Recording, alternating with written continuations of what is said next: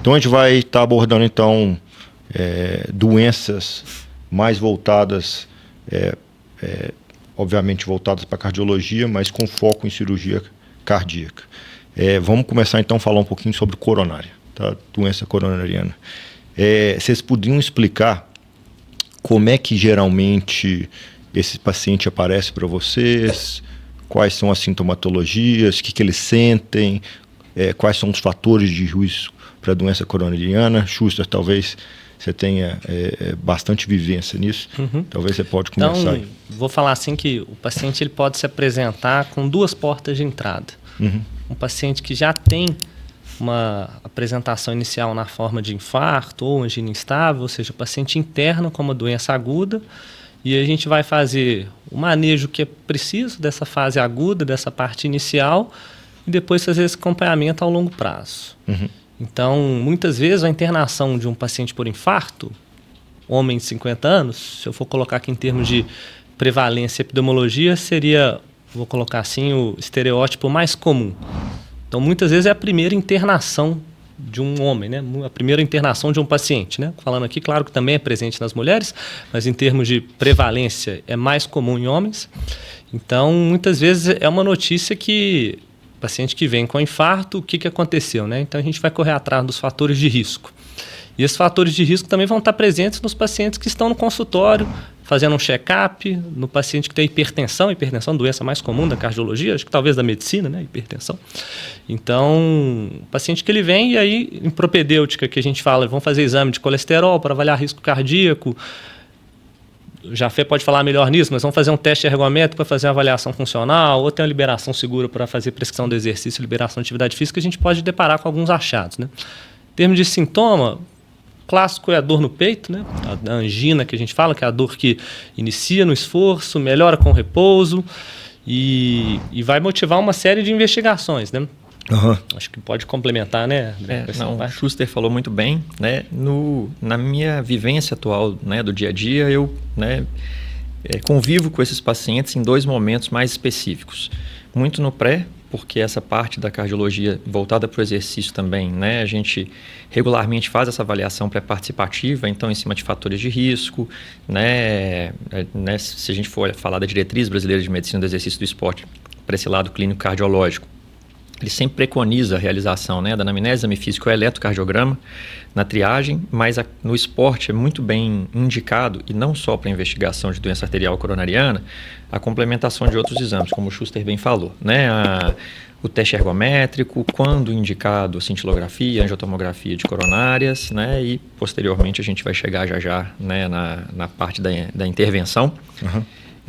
Então é muito comum a gente ter hoje, em especial esportistas, né, que estão começando uma prática mais intensa de atividade física e tem várias comorbidades associadas. Então, o paciente é hipertenso, diabético, obeso ou com sobrepeso, dislipidêmico, né, e muitas vezes a gente acaba tendo, né, as queixas, como o Schuster bem falou, né, a queixa clássica daquela dor torácica, né, mas às vezes um cansaço desproporcional ao esforço que ele vai fazer, né? A gente sabe que muitas vezes pacientes com mais fatores de risco, pacientes com mais idade, às vezes os sintomas não são aqueles sintomas clássicos que a gente conhece como apresentação, né? E eventuais alterações que apresentam nesses exames. E o segundo ponto, que é aquele paciente que, né, eventualmente infartou, que eventualmente foi submetido a um procedimento, né, para um diagnóstico antes do infarto e que vai estar retornando para a prática de atividade física. Uhum. Né? Entendido. Então, para sumarizar assim, o que a gente falou, então geralmente, obviamente que é bastante prevalente entre ambos os gêneros, né? Mas é mais comum no sexo masculino. Como fatores de risco nós temos, então, que foi mencionado, pressão alta, hipertensão, diabetes, dislipidemia. Lembrando aqui, o tabagismo também é um fator de risco para a doença coronariana. Sedentarismo, né? Então. Isso. E também tem a questão genética também, né, hereditária, que tem algumas famílias que é bastante prevalente a doença arterial coronariana. E aí a gente já começou a falar um pouquinho de propedêutica, né? Basicamente, o Schuster comentou que tem 2 caminhos que esses pacientes apresentam para a gente, ou é num momento agudo, né? Ou é no consultório. A queixa mais comum é dor no peito, né? O que a gente chama de angina estável, é quando o paciente vai para o consultório, ele tem a dor mais ao fazer exercício, ou atividade sexual, alguma coisa, exertion, que a gente fala, né, em inglês. E na emergência é aquela dor que não para e tudo, e aí ele vai procurar o pronto atendimento e a gente vê que o paciente está tendo um ataque cardíaco, né? Ele está tendo um infarto. E aí vamos falar um pouquinho dos testes, né? Vocês já começaram a falar. Vamos dividir então no paciente estável e paciente que chega com infarto. Quais são os exames geralmente que a gente pede para fazer esse diagnóstico? Então, no paciente que numa investigação de dor torácica, né, dor no peito, ou cansaço desproporcional, ou uma intolerância ao exercício, é muito comum o paciente falar, olha, antes eu conseguia correr tantos quilômetros, agora eu não estou dando conta mais, a mesma quantidade de exercício que eu fazia antes, que eu não sentia nada, agora eu estou sentindo que eu não tenho mais a mesma resistência. Então, às vezes, os sintomas, principalmente em pacientes mais jovens, não são sintomas tão claros, às vezes os sintomas são sutis. Então, eu falo que eu sou fã do teste ergométrico, mas sou fã de carteirinha hoje da angiotomografia de coronária, né? Então, o teste ergométrico, que é o exame de escolha clássico, né? Ele tem uma utilidade que não é só diagnóstica, porque em termos de diagnóstico ele não é um exame tão acurado, não é um exame que eu falo assim 100%, mas ele me dá características importantes, ou seja, quanto que é a capacidade funcional. Esse paciente, será que vai ter alguma arritmia fazendo exercício, que é um dado até de prognóstico? Esse paciente é um hipertenso, será que a sua resposta da pressão ao exercício, será que a pressão dele está subindo demais? Ou seja, será que é uma hipertensão mais grave? Então, o teste ergométrico me dá uma série de informações. A gente pode complementar o teste ergométrico com a medicina nuclear, que é a cintilografia miocárdica, que é um exame mais preciso do que o teste ergométrico isolado, que a gente fala que é fazer uma avaliação funcional. Uhum. A gente tem a angiotomografia de coronária, hoje que é um exame, hoje eu digo, talvez na última década, um exame que está muito mais comum na prescrição do cardiologista, na solicitação do receituário que a gente faz. O clássico é a gente ver paciente que tem dor, esses sintomas que a gente vem comentando. A gente pediu o exame para ter um diagnóstico se ele tem doença coronariana que obstrui. A gente caracteriza a obstrução quando tem alguma obstrução, a placa de gordura acima de 50% de redução do fluxo. Muitas vezes é até comum hoje o paciente que não tem sintoma e quer fazer o exame, né? Isso, não sei como é seu dia a dia de consultório, né, André? Mas isso é hoje, a gente percebe isso, ou que recebeu notícia na internet, ou que algum conhecido parente fez o exame, quer saber o risco de infarto, né? Porque basicamente prevenção é isso. Exato. Qual que é o risco que eu tenho de ter infarto, né? A gente controlar esse fator de risco, né, o que a gente colocou. E será que a gente tem alguma forma mais precisa de detectar uma doença que eu possa intervir antes dela causar uma complicação mais grave? Muito boa a fala do Schuster, porque eu vejo, né, muita utilidade para o teste ergométrico. E hoje a gente vê muitos colegas que já não veem, né, com olhos tão bons frente à sua realização. E aqui a gente fala não só de DAC, né? Quando a gente vai falar dessa parte do exercício em especial, como você bem falou, Schuster, né? Tem até uma fala de um colega australiano, chama André Legert, que eu gosto muito. Quando a gente fala voltado para o exercício, ele fala que o coração do atleta, assim como o motor de um carro, tem que ser avaliado em movimento.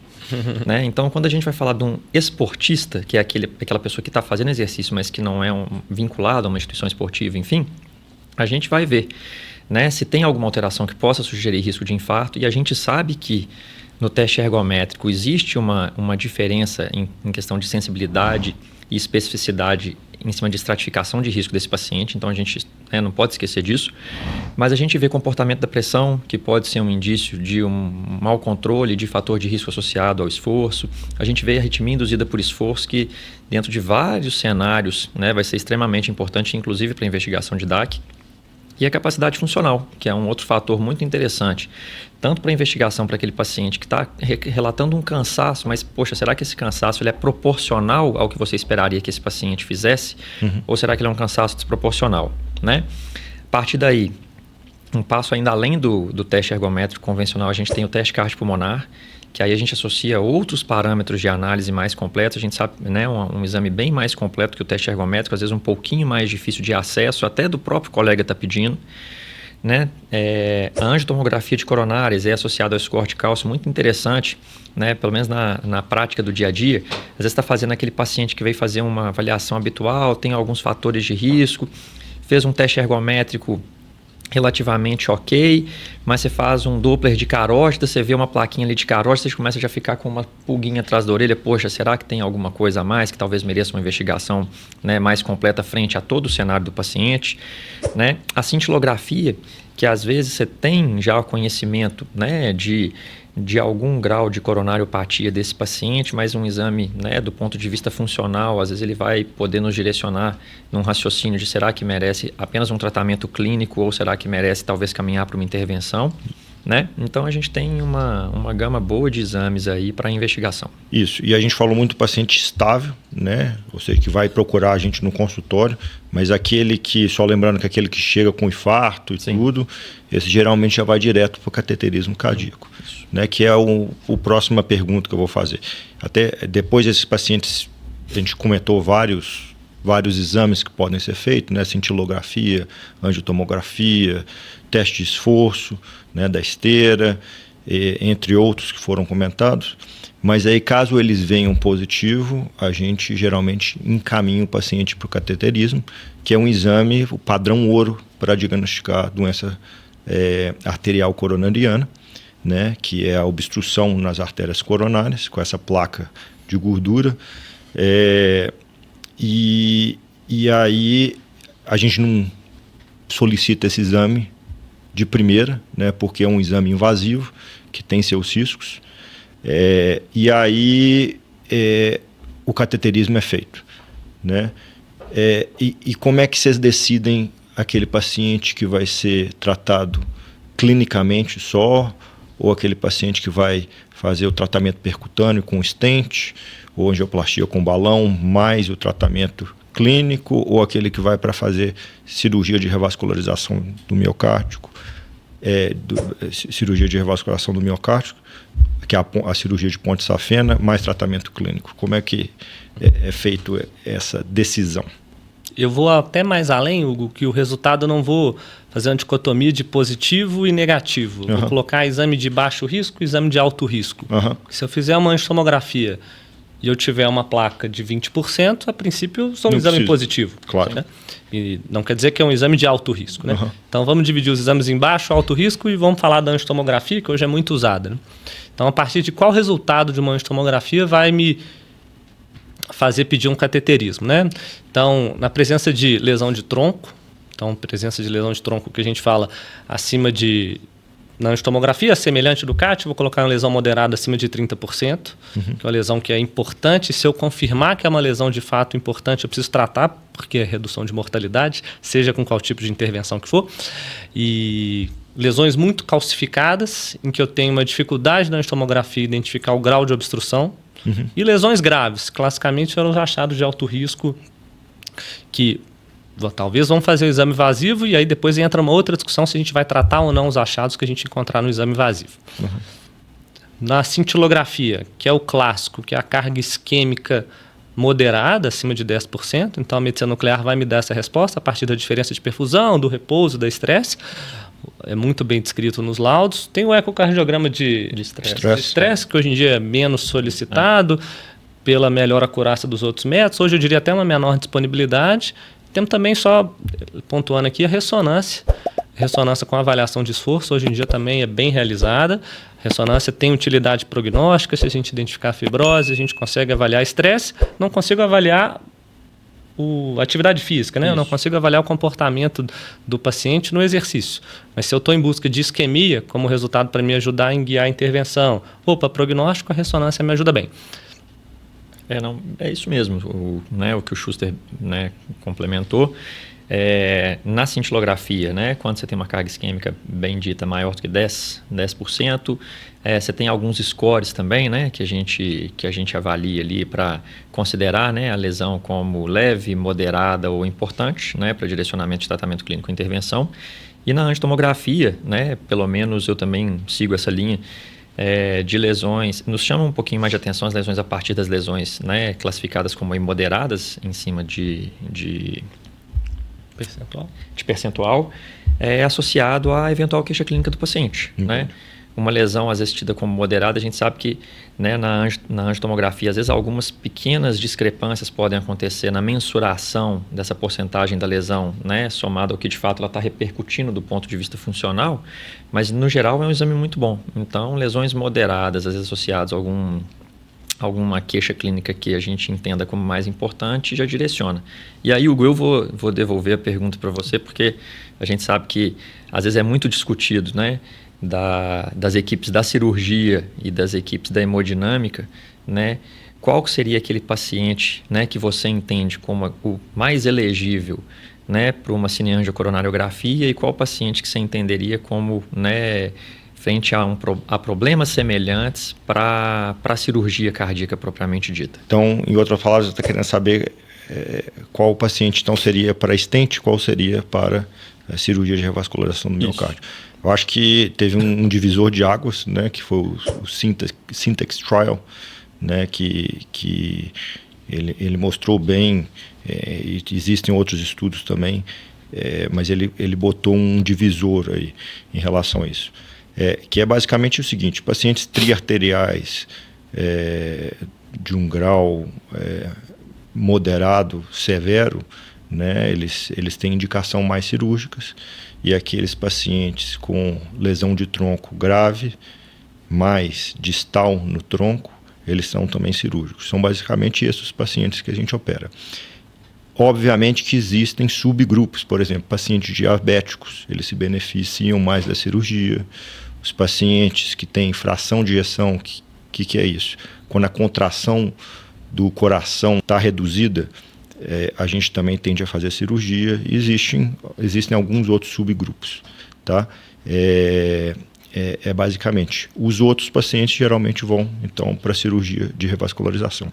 E esse daí é um bom gancho para a gente discutir uma outra, e talvez a última aqui de coronária, que é a questão das abordagens cirúrgicas minimamente invasivas, que um dos pontos positivos é unir, né, a intervenção percutânea com a intervenção cirúrgica, né? Então, a gente, através de uma mini toracotomia, a gente pode usar o robô com auxílio para dissecar as artérias mamárias, né? E, num segundo momento, ou até antes, ou até durante o procedimento cirúrgico, a gente pode colocar um stent em uma das coronárias e fazer um tratamento híbrido, que a gente chama, né? Schuster, você poderia comentar um pouquinho o lado assim, da cardiologia? A gente teve até um caso já, né, em comum com esse cenário, um paciente que tinha uma angina de esforço, e aí na propedêutica acabou fazendo um cateterismo mesmo, e é esse cenário que o colocou: uma lesão de tronco grave, tinha outras lesões na DA, e uma lesão grave num VP, da CD.